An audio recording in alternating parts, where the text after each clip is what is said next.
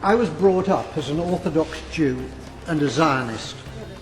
On a shelf in our kitchen was a tin box of the Jewish National Fund, into which we put coins to help the pioneers building a Jewish presence in Palestine. I first went to Israel in 1961, and I've been there since more times than I can count. I had family in Israel, and I have friends in Israel. One of them fought in the wars of 1956, 1967 and 1973 and was wounded in two of them. The tie clip which I'm wearing is made from a campaign decoration awarded to him which he presented to me. I've known most of the Prime Ministers of Israel, starting with the founding Prime Minister, David Ben-Gurion. Golda Meir was my friend. So was Yigal Allon, the Deputy Prime Minister, who as a general won the Negev for Israel in the 1948 War of Independence. My parents came to Britain as refugees from Poland. Most of their families were subsequently murdered by the Nazis in the Holocaust. My grandmother was ill in bed when the Nazis came to her hometown of Stachov. A German soldier shot her dead in her bed. Madam Deputy Speaker, my grandmother did not die to provide cover for Israeli soldiers murdering Palestinian grandmothers in Gaza. The present Israeli government ruthlessly and cynically exploit the continuing guilt among Gentiles over the slaughter of Jews in the Holocaust as justification for their murder of Palestinians.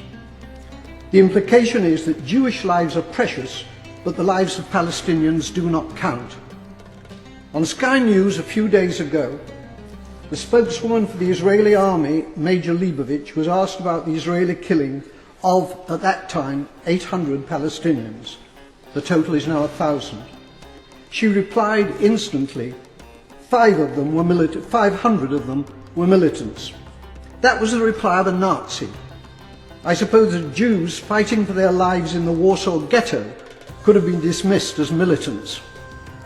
The Israeli Foreign Minister, Tzipi Livni, asserts that her government will have no dealings with Hamas because they're terrorists.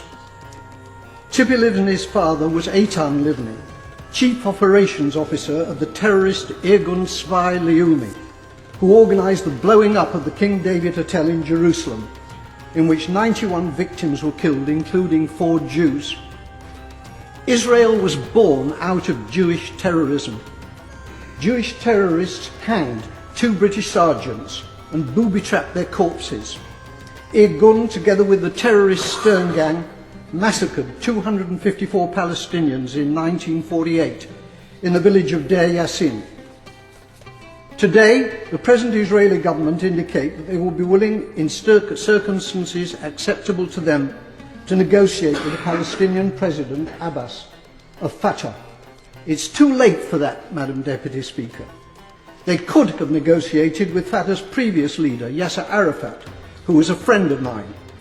Instead, they besieged him in a bunker in Ramallah, where I visited him.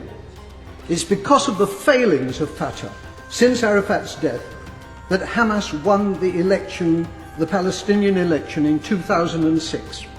Hamas is a deeply nasty organization, but it was democratically elected, and it is the only game in town.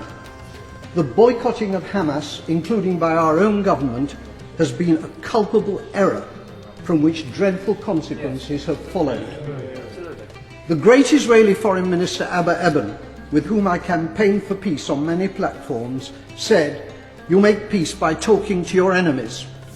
However many Palestinians the Israelis murder in Gaza, they cannot solve this existential problem by military means. Whenever and however the fighting ends, there will still be 1.5 million Palestinians in Gaza and 2.5 million more Palestinians in the West Bank, who are treated like dirt by the Israelis, with hundreds of roadblocks and with the ghastly denizens of the illegal Jewish settlements harassing them as well. The time will come, not so long from now, when they will outnumber the Jewish population in Israel. It's time for our government to make clear to the Israeli government that its conduct and policies are unacceptable and to impose a total arms ban on Israel. It is time for peace, but real peace, not the solution by conquest, which is the Israelis' real goal, but which is impossible for them to achieve. They're not simply war criminals, they're fools.